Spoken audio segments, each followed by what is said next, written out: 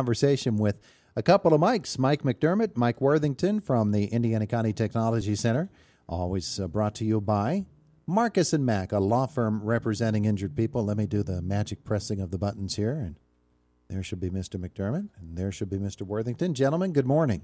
Good morning. Good morning, Todd. It's good to have you both with us. A couple of mics and a couple of similar voices, so I'm going to have to address each of you specifically by last name. Mike McDermott, of course, you head up ICTC, and boy, I know it's been challenging for you and every other school administrator in the past couple of months, and the challenges don't stop, but let's just take a second and review what was occurring here since March and all the way through graduation, and I know you must be very, very proud of the effort put forth by everybody at ICTC. Absolutely, Todd, and boy, that seems like forever ago, and back in March when we got the word that schools were closing, we were as prepared as we possibly could be. We sort of saw this coming. We had been meeting with our faculty and talking this out, doing a lot of what ifs. So we were able to put a plan into place right away. Obviously, nothing was perfect, and we had to make a lot of adjustments on the way. But our instructors and our staff did an excellent job of communicating with the students and providing as much opportunity as we possibly could. And our goal was, regardless of what the circumstances were or the restrictions were, we wanted to provide a quality experience for our students.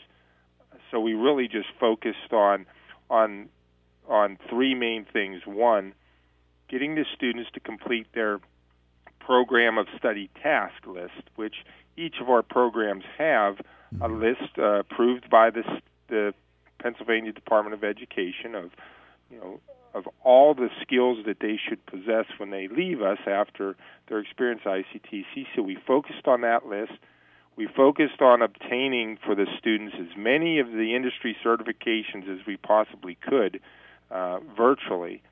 And then obviously we wanted to focus on getting them a job placement or getting them this post-secondary credits that they were deserving based upon their experience here at ICTC. So our instructors focused on those three areas, and we proceeded from there.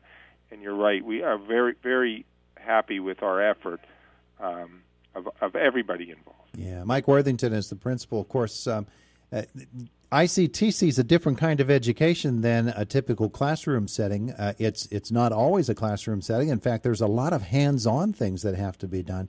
How did the teachers handle that? Well, you're exactly right, Todd, and that was probably one of the biggest challenges that we faced, especially once the closure was extended for the rest of the school year.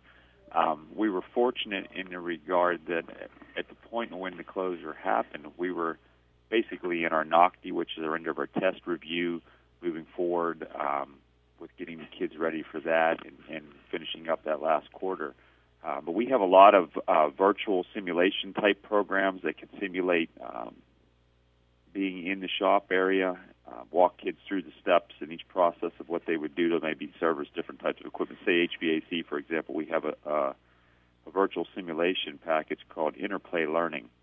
And the kids can get on there, and it's just like if they were working on a furnace or an air conditioning unit or something in the program area, and they can walk through each step virtually. They can test the voltages on the machine, do troubleshooting, do different things like that, and it'll walk them through that program. Mm-hmm. So we actually, it's funny you bring that up. We just got back from visiting Lincoln Electric, which is a welding, they produce welding equipment out in Ohio. And we looked at their virtual setups and different simulation labs and different things that they can do in the simulation part of that in case we would ever have to be in that position again. How do we do that performance? How do we do that hands-on? So it's exactly like you said, Todd. It's very difficult. I can't send a wrecked car home and ask the kid to do a collision repair task on it. On the other hand, how do we do something like that? On the other hand, the students who are in the culinary program, the cosmetology program, if they have a big enough family, they can get plenty of practice. That's right, and especially with everything being closed down, there was a lot of people that were desperate for haircuts. So if you had those skills, you'd have been in high demand.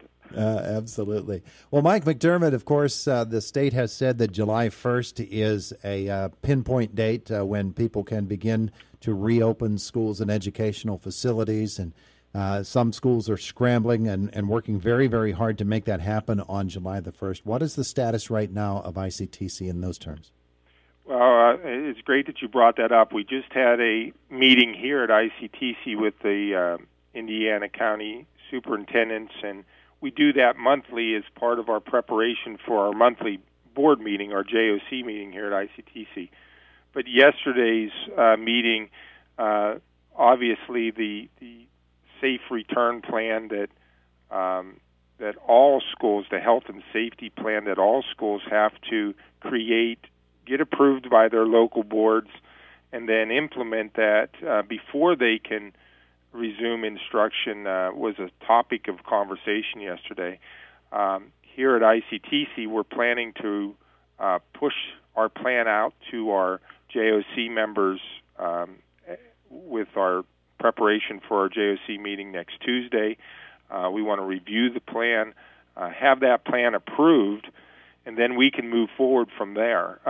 Right now, we are functioning at the adult ed level in all of our program areas, and then our plan will be, all-inclusive. Of course, it will include both the secondary and the adult education program for the upcoming fall.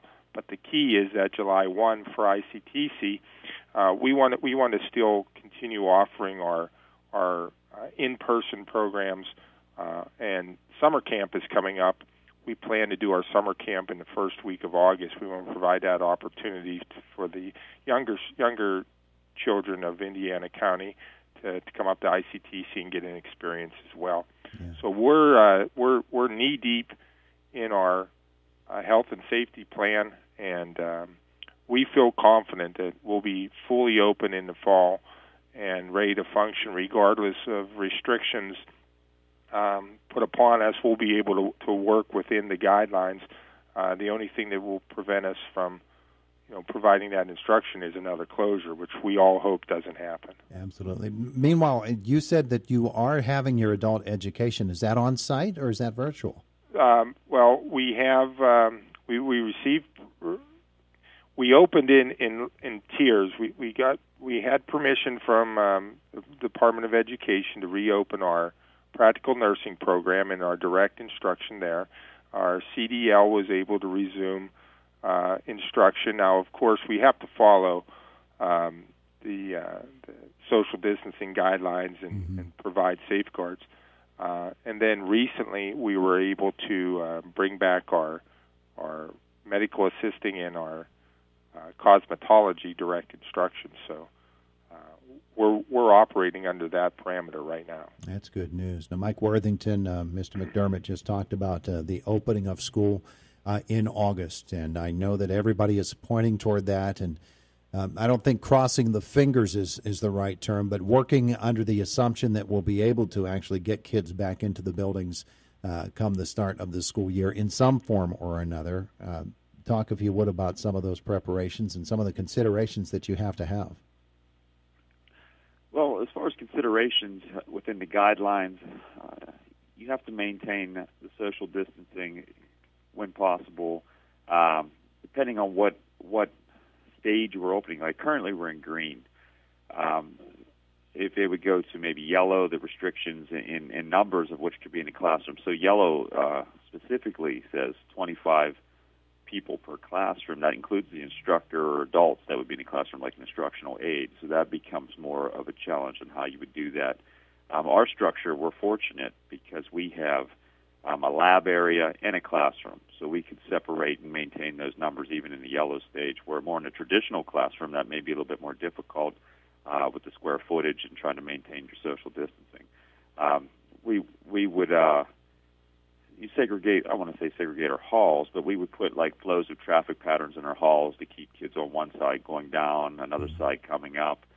Try to limit the common areas and kids in those areas, because even the green phase, it says you can have up to 250 people in an area as long as you can space them out socially. Mm-hmm. We would try to avoid assemblies, different things like that would congregate kids in common areas. Certain programs we have to look at maybe putting barriers in place in their workstations. Cosmetology, for example, we would hang almost like curtains down between us to keep those spaces and social distancing. Computer labs, we put barriers between the stations, different things like that. So when you say special considerations, yes, we've walked through the building, we've looked at our program, we've visited Lincoln Electric, which runs an educational facility, looked at how they set up there, because they're right in line with what we do here with the performance in the welding school and everything that they offer. So I feel very confident, like Mr. McDermott said, that we can open school, maintain the guidelines, and get the kids in the door and educate them at least as close as we can to what we were accustomed to before all this happened. Just a couple of moments left with a couple of mics, Mr. Worthington, Mr. McDermott from ICTC. Mike McDermott, yesterday the governor announced a couple of $1 jillion that will be released from the CARES funds to help schools get themselves to the point where they are cleaned up, disinfected as best as could be, and as secure in terms of COVID-19 or coronavirus as possible. I don't know what the distribution will be, what the disbursements will be, but there are some schools that say that, it's not enough. This is a really, really costly process. Is it that costly in order to do what needs to be done to make sure those schools are safe? Well, it's just having the constant supplies and the resources available, which you have to go back and think of the older model was, okay, we come into the facility during the day, we use the facility. As people leave, then the cleaning staff comes in behind them and cleans up during the evening. That can't be the case, anymore. Yeah. You have to have that constant cleaning, that constant availability of materials that either are safeguarding people, masks, shields, gloves, or you have to have the material that disinfected. For example, we're purchasing electrostatic cleaners that allows us to go into areas and clean them quickly and disinfect an area. So it's that constant vigilance of cleanliness and hygiene and then that cost adds up in a hurry, and then all of a sudden those cleaning supplies, all of those gloves and those masks and those machines to clean, add up. Not only that, but some areas may have to hire personnel. Yeah. Sometimes you just can't do it with the number of folks that you currently have, and you need additional people to help you. So yes, there are a lot of costs there that maybe on the surface you don't quite see, but it adds up in a hurry. Yeah, and I guess cleaning the surface is a big part of that. And who knows, maybe that's a future educational track for ICTC, because this thing is just something that is brand new, and people have never experienced anything like that. When you talk about having to do it every day and acquiring the materials, the availability of the materials becomes a concern too, because everybody's going to be after them. Oh, absolutely. For example, Mr. Worthington mentioned that we're putting up, some barriers and boundaries in between some of our stations. Finding plexiglass was very difficult because everybody's ordering it. We got creative. We have plastic see-through strips in our welding booths. So we talked to the company where we purchased our welding curtains. They're see-through, and we said, do you sell them in clear, and can we customize our size? So that's where we're getting some of our materials. We're just being creative in what we already have, and how can we make it work in other areas. So, But you're right, finding the supplies is tricky because everyone needs them. They're in demand. Turns you into a scavenger hunt. Well, both of the Mikes, thanks for being with us here today. Mike McDermott, one of these days maybe I ought to talk to you about putting on the stripy shirt and wearing a whistle and the new rules from the PIAA. That would be a fun conversation too. Huh? Absolutely. That's going to be an interesting environment as well. Yeah. Athletics. Let's make that arrangement here. I'll email you. Sure, absolutely. All right. Gentlemen, thank you and have a great day today. All right, take care. Thank you, Todd. All right, bye now. Bye. All right, bye now. Bye. All right, bye now.